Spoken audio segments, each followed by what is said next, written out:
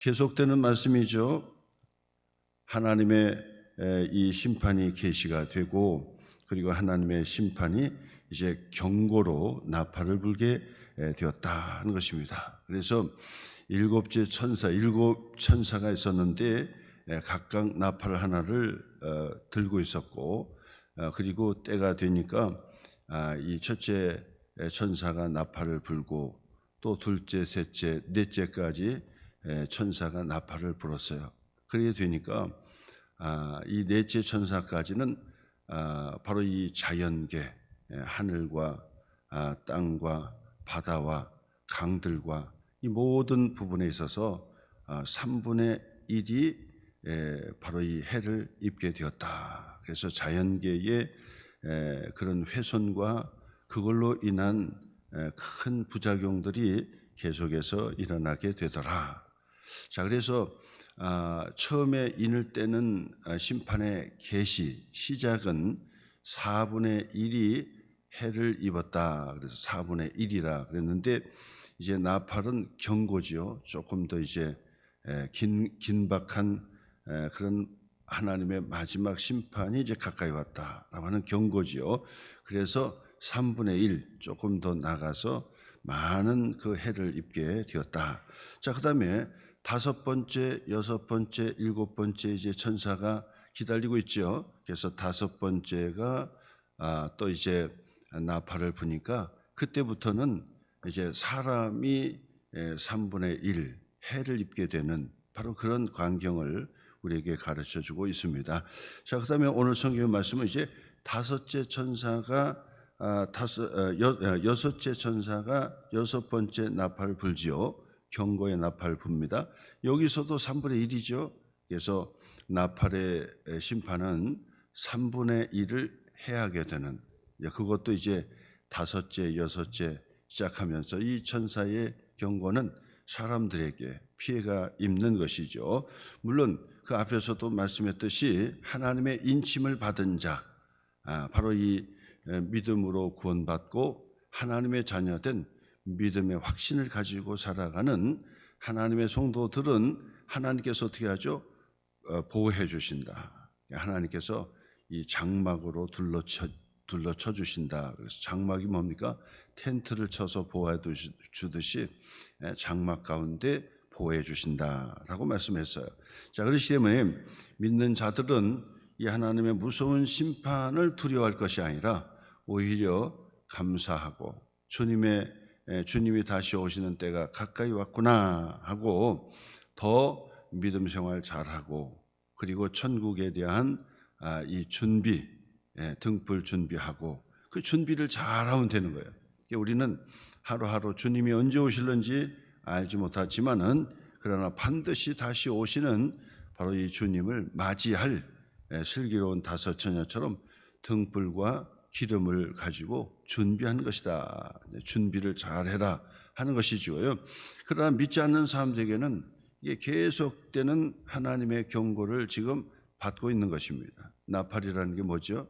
나팔은 옛날에 다 신호를 보냈죠. 이제 위태 좀 전쟁의 징조가 있다. 나팔을 불어서 소집하고, 그리고 나팔을 뭐 길게 분다든지 점점 세게 분다든지 그러면 이제 전쟁이 터졌으니까 준비해서 진군하라. 그리고 나중에 이제 승리했을 때도 나팔을 불어서 이제 전쟁에 승리했다. 이제 이런 것들을 표시하는 것이 바로 이 나팔의 소리였다라고 하는 것처럼, 이 나팔은 이제 하나님의 완전한 심판이 내려지기까지 경고하는 거죠. 경고한다는 얘기는 뭐죠? 회개하라, 주님께로 돌아오라 라고 하는 것이죠. 그러니까 우리는 바로 이 나팔을 부는 시대에 살고 있죠. 그래서 우리는 계속해서 나팔을 부는 거예요. 전도하고 선교하고 구제하고 봉사하는 것이 나팔을 부는 거예요. 그래서 주님께로 돌아오라, 주님이 곧 오신다, 하나님의 무서운 심판이 곧 이제 시작이 된다. 지금 주변을 돌아보라. 자연계도 지금 많은 해를 입고 있지 않느냐. 그리고 사람들도 바로 이 천재지변에 이제 그런 이 해를 입고 있지 않느냐 해서 그 모든 광경을 통해 하나님의 경고의 나팔 소리를 들으라고 그렇게 외치고 전하고 설교하는 것이다 라고 하는 것입니다. 그래서 이제 기후 환경도 보라, 이것은 하나님의 경고의 나팔이다. 그 기후 환경 때문에 많은 해를 입게 되고, 그 다음에 사람들이 또 해를 입게 되고, 그래서 해마다 그렇잖아요. 해마다. 그러니까 사실은 지금만 그 말세 때가 아니라 주님이 오셔서 주님이 다시 오실 때까지가 사실 종말이에요. 그때 그 모든 것이 종말이라고요. 그래서 땅이 갈라지는 지진이 일어나기 시작했죠. 그것도 다 지금만 있습니까? 옛날에도 있었죠. 하늘을 날았던 비행기가 갑자기 추락을 하게 되고, 그리고 사람들이 죽게 되는 그런 일들이 일어나죠. 그것도 다 모든 사건도 다 마찬가지지만은 이 모든 것들이 다 경고예요, 경고. 그래서 주님께로 돌아오라, 주님께로 돌아오라고 하는 바로 이 나팔 소리, 외침의 소리다라고 말씀을 드리는 것입니다. 그래서 영국의 C.S. 루이스는 바로 이 확성기다 그랬어요. 확성기다. 그래서 우리가 질병 가운데 고통을 당하고 어려움을 당하고 하는 그 모든 것들은 하나님께서 우리의 귓전에 댄 확성기 소리다. 우리의 그 확성기 아시죠? 증폭시켜서 소리를 크게 내는 거죠. 그래서 확성기다 그랬습니다. 이처럼 하나님의 나팔 소리가 계속해서 확성기를 통해서 울려 퍼지게 된다라고 하는 것을 가르쳐 주는 것입니다. 그래서 오늘 성경에서도 바로 이 15절 말씀이죠. 15절 말씀에서도 내 천사가 놓였으니 그들은 근년 시에 이르러 사람 3분의 1이라고 나오잖아요. 3분의 1을 죽이기로 준비된 자들이더라. 그리고 18절 말씀에서도 불과 연기와 유황으로 말미암아, 그죠? 사람 3분의 1이 죽임을 당하니라. 그죠? 3분의 1이 죽임을 당하니라. 그래서 나팔의 경고의 심판은 바로 3분의 1. 그리고 첫째 천사의 나팔부터 넷째 천사의 나팔까지는 자연 생태계, 그리고 다섯째 천사의 나팔부터는 사람들에게 직접적인 그런 해를 입게 되는데 3분의 1. 그래서 하나님께서 바로 이 경고의 나팔을 불게 했다. 천사들의 경고의 나팔이다라고 하는데, 여기서 가장 중요한 것이 있어요.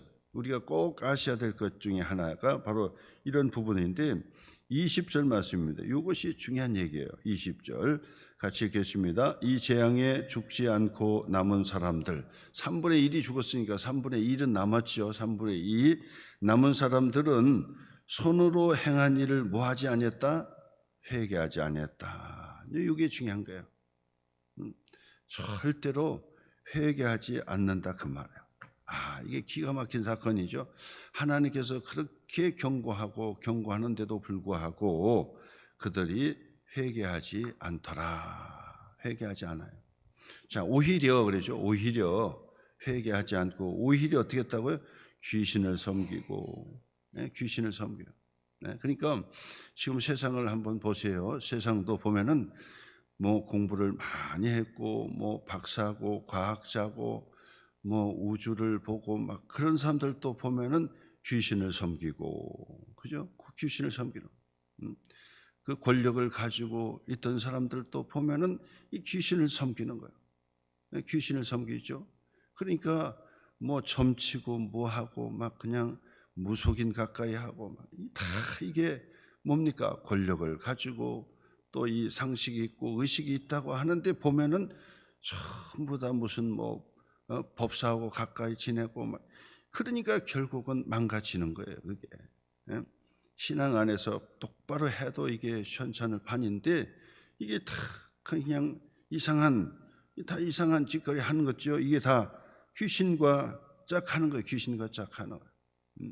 이것이 지금 첨단 과학의 시대를 살아간다고 하면서도 계속 그쪽에 끼웃끼웃하고 정치인들이 일반 사람보다 더 본다는 거야. 예? 몇 자리 보고 뭐 보고 막 그거 본다는 거야. 이게 문제가 되는 거죠. 이거는 뭐 일반 사람들은 뭐 말할 것도 없는 거죠. 예? 그래서 대학가 같은 데서 보면은 타로 그 카페라고 있어가지고 뭐 자연스럽게 그냥 전부 다 그러는데 이게 다 귀신 노름이거든요. 이게 다. 예?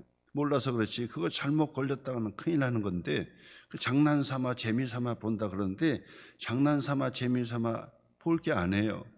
이게 귀신의 역사가 보통이 아니라 전에서 말씀드렸듯이 귀신을 우리가 두려워할 필요는 없지만은 마귀 사탄을 두려워할 필요가 없어요.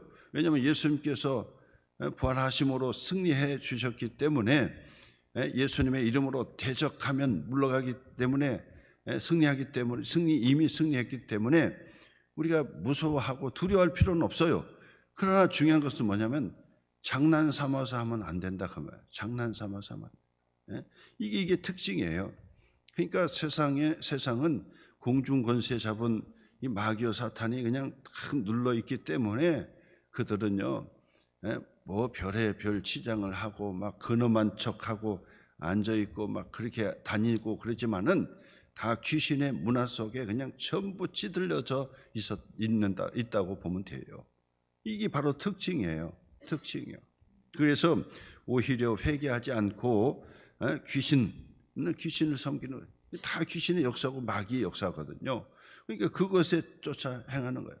거기에다가 또는 보거나 듣거나 다니거나 하지 못하는 우상, 금으로 만들고 은으로 만들고 동으로 만들고 목석, 나무로 만든 우상에게. 근데 그 우상은 보지도 못하고 듣지도 못하고 다니지도 못하는 그런 건데 그 우상에 빠지는 거, 우상에 빠져 절한다.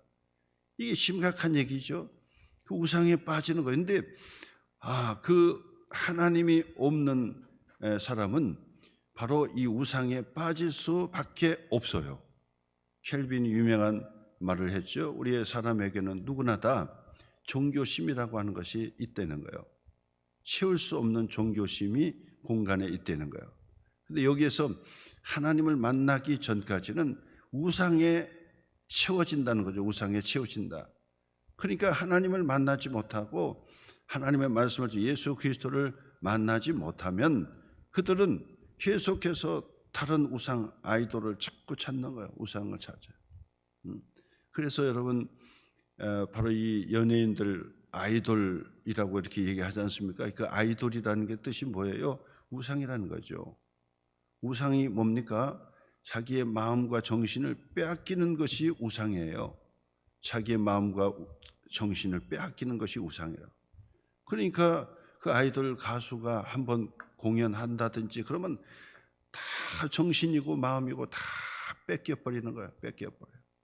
다 뺏기죠. 그러면서 펄펄 같이 뛰고 뭐 하는데 자기가 뭐 하는지도 알지 못하면서 다 뺏기는 거예요. 이게 아이돌이에요. 그러니까 사람의 마음과 정신을 다 뺏어가는 것이 바로 이 아이돌 우상이다. 그러니까 하나님을 사랑하지 않고 내가 어떤 마음에 위로를 받으려고 집착하는 것이 있다면 그 모든 것이 다 우상이에요. 내가 집착하는 것이 있다. 그건 우상이라고요. 내가 뭐에 집착해서 마음의 안정을 찾으려고 한다. 그건 우상이라는 거예요. 그래서 쉽게 제 말씀 드린다면 나는 커피가 없이는 못 살아. 그 우상에 빠진 거예요. 커피가 우상인 거예요.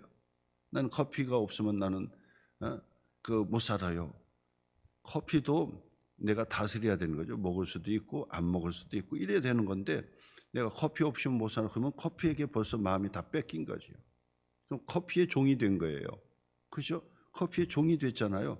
그 커피 없이는 못 살아. 이건 말이 안 돼. 물론 좋아한다는 표현일 수도 있겠지만은 어떤 사람은 진짜로 커피를 안 마시면 두들 떨는 사람이 있어요. 알코올과 똑같이. 그러니까 내가 알코올을 다스릴 수 있어야 되는데 그 알코올에 그냥 빠져버리잖아요.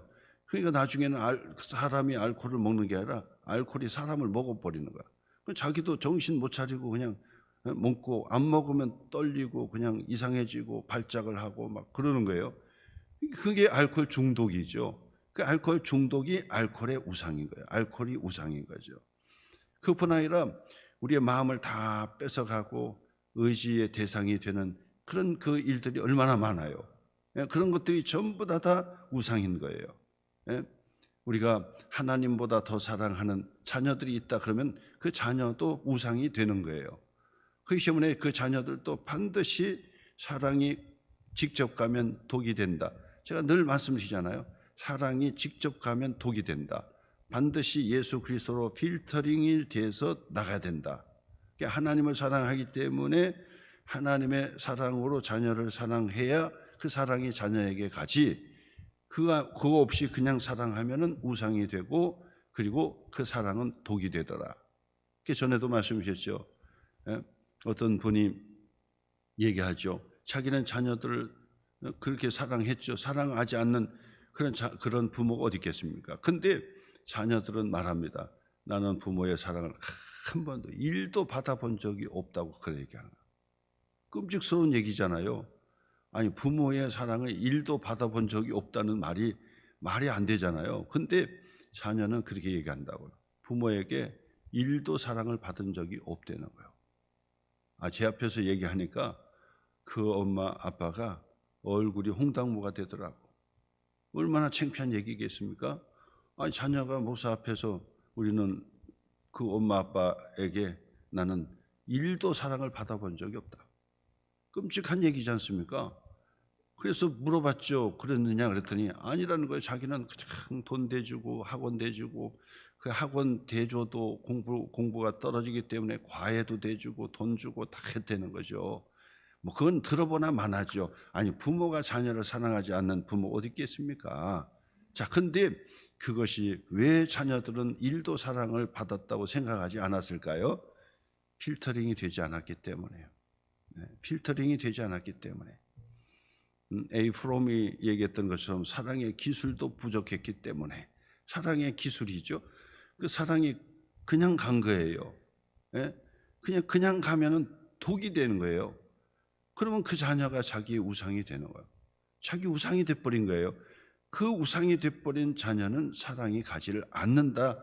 그렇게 얘기할 수 있습니다. 그러므로 우리는 자녀를 사랑하기 때 먼저 하나님을 깊이 사랑하고 그 사랑으로 하나님께서 내게 자녀를 청지기로 맡겨주셨습니다. 그래서 이 자녀는 내 것이 아니라 하나님의 것입니다. 그래서 사랑해야 되는 거예요.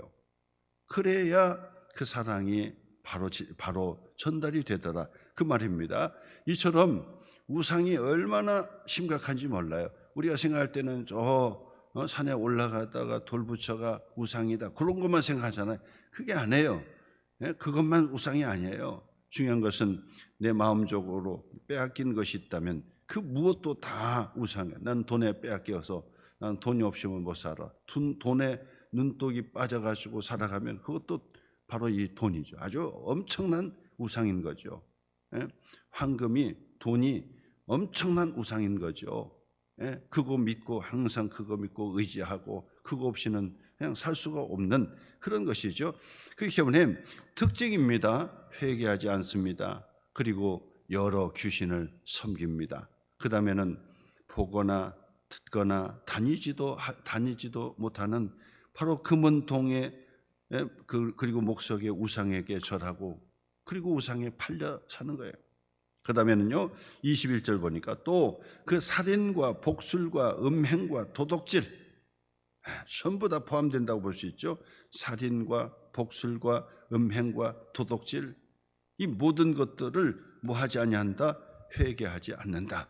회개하지 않는다는 얘기는 계속한다, 그 얘기예요. 계속한다. 그러니까 세상이 지금 엄청난 그런 그 발전을 얘기하고, 그리고 세상에 많은 윤리 도덕의 규칙을 가지고 뭐 인권이다 뭐하다 하면서 막 그 얘기하고 인권법을 뭐 제정한다 하면서 막 다 하지만은 여러분 너무나도 잘 알지 않습니까? 다 그거 하면 다 하는 것도 좋은 거지만은, 그러나 그거 하는 것은 하는 거고, 그거 하는 건 하는 거고, 그 다음에 바로 우리 주변에 돌아다녀 보세요. 전부 다 불륜이고 다 그래야 한다. 어떤 분들은 막 자랑 삼아서 다 불륜하고 다니는 거예요. 그렇기 때문에 여러분, 이 새벽 기도에 오신다 그러면은 집에서 남편이나 아내는요 정말 존경해 줘야 돼요. 존경.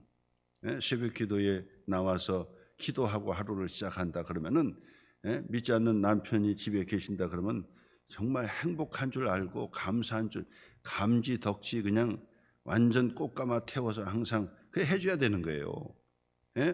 새벽 기도 나오지 않고 뭐 다 그렇지는 않겠지만은, 그렇지 않고 세상에 다니는 사람, 바쁘게 다니고 막 이런 사람들요 뭔 짓 하고 다니는지 몰라요. 뭔 짓 하고 다니는지 몰라. 다 입으로 다 담아내고 얘기할 수가 없어요. 얘기할 수가 없어요. 그것도 죄를 짓고도 그것도 부끄러워하지 않고 그냥 자랑 삼아가지고.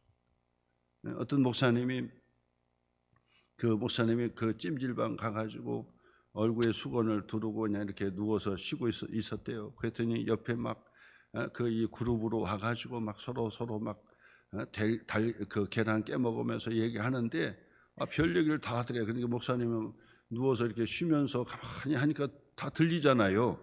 다 들리잖아. 그러니까 뭔 얘기하는지 막 그냥 수다를 막 하고 하는데 보니까 나중에 보니까 집사님, 권사님 하면서 하더래요. 교회에서 왔구나. 근데 하는 얘기 보니까 보통이 아니에요. 보통이 아니에요. 이거 심각한 얘기더라고. 심각한 얘기. 아니 교회는 다니고 하는데도 불구하고 이거 못된 짓 하는 사람 많다는 거예요. 많다는 거예요. 교회를 다니는데 애인 없는 사람 없다 이런 얘기하고 막 다 이게 진짜 이거는, 그 목사님이 그 찜질방에 들어서 얘기하지만, 저도 직접 들은 건 아니지만은 이거 잘 살펴야 된다고 얘기하는 거예요. 교회 다니는 사람 잘 살펴야 된다는 거예요. 이게 심각한 거지요. 하나님 앞에 죽으려고 환장한 것이지, 이게 정신을 바짝 차려야 되는 거 아니겠습니까? 믿지 않은 사람들은 말할 것도 없는 거예요. 그 사람들은 말할 것도 없는 거예요. 이처럼 살인과 복술과 음행과 도둑질 회개하지 아니하고 계속하더라. 하나님의 경고의 나팔은 계속 불려지고 있는데, 경고의 나팔은 계속 부는데 마지막 때 하나님의 심판이 가까이 왔다 해가지고 3분의 1이 막 죽어 나자빠지고 또 뭐 떨어졌다, 헬기가 떨어졌다, 그 이 강가에서 빠져 죽었다, 바다에 배가 빠졌다, 침몰에 죽었다, 그다음에 또 어디에서 무슨 뭐 축제하다가 다 죽었다, 별짓 다 하는 소식이 다 들리는데도 불구하고 나는 아니겠지, 우리는 아니겠지, 설마 하면서 지금 가고 있는 거예요. 그렇기 때문에 여러분, 특징이 뭐냐? 회개하지 않더라. 그리고 여러 귀신을 섬기고 있더라. 그리고 우상에 빠져 있더라. 그리고 지속적으로 죄를 지면서도 회개하지 않더라. 이게 특징입니다. 그렇기 때문에 우리는 특징이 뭡니까? 그러면은 그들은 그게 특징이라면 구원받은 하나님의 자녀의 특징이 뭡니까? 회개를 잘하는 거예요. 회개를. 구원받은 하나님의 자녀의 특징이 뭡니까? 회개하는 거예요. 어떻게 처음 사랑을 회복합니까? 회개의 자리예요. 심령이 가난하고 애통하는 바로 그 자리, 회개의 자리가 있을 때 은혜를 회복하는 거예요. 성령의 은혜를 받게 됩니다. 성령 충만 받게 됩니다. 하나님의 은혜 축복을 받는 자리는 회개의 자리예요. 회개의 자리. 나를 드러내는 자리가 아니라, 자기의 의를 드러내는 자리가 아니라, 내가 이만큼, 내가 이 정도 했으니까 주여, 이런 자리가 아니에요. 그런 자리가 아니라 세리처럼 엎드려서 하나님 나를 긍휼히 여겨 주옵소서, 하나님 저를 긍휼히 여겨 달라고 회개하는 자리, 그 자리가 은혜의 자리고 회복하는 자리고 처음 사랑을 회복하는 자리요, 하나님의 성령의 은혜를 회복하는 자리다. 오늘 여러분, 은혜를 받기를 원합니까? 전에 은혜 받은 것이 기억나지요? 전에 은혜 받았던 것들이 생각나지요? 그때는 기도해도 막 시간 가는 줄 몰랐는데, 그때는 말씀을 들으면은 그냥 굴송이처럼 달아가지고 정신 없었는데, 그리고 열심히 충성하고 봉사해도 막 남은 왜 안 하느냐, 저 사람은 왜 안 하느냐, 이런 거 볼 것도 없어, 신경 쓸 것도 없어. 그냥 내게 주신 하나님의 은혜에 감사해서 막 그냥 원망 불평하지 않고 그냥 하나님 앞에 기쁨으로 봉사했던 때가 언젠데 이게 어디서부터 떨어졌는지 회개해야 됩니다. 어디서부터 떨어져? 이유가 어딥니까? 회개 자리, 회개 자리. 회개해야 돼. 특징이 회개입니다. 그러나 하나님의 심판을 받을 사람들은 회개하지 않는 것이 특징이에요. 우리는 회개하는 것이 특징이에요. 여러분, 회개한다라고 하는 구원받은 하나님의 자녀의 특징입니다. 오늘도 여러분, 주여 나를 긍휼히 여겨 주옵소서, 이것만 하면 돼요. 이 긍휼이라고 하는 것이 나의 죄를 용서해 달라고 하는 것과 함께 하나님께서 자비를, 사랑을 베풀어 달라고 하는 것이 포함된 거예요. 긍휼은. 그렇기 때문에 주여 긍휼히 여겨 주시옵소서, 긍휼히 여겨 달라고 하나님 앞에 엎드려 우는 수밖에 없어요. 그래야 은혜가 회복이 되고, 울어야 자녀의 복을 받게 되고, 울어야 하나님의 은혜가 회복이 된다. 안 울어. 그게 문제인 거예요. 오늘 여러분 다시 한번 긍휼히 여겨 주옵소서, 긍휼히 여겨 주옵소서 기도하시면서 은혜를 회복하시는 저와 여러분 되시기를 주님의 이름으로 축원합니다.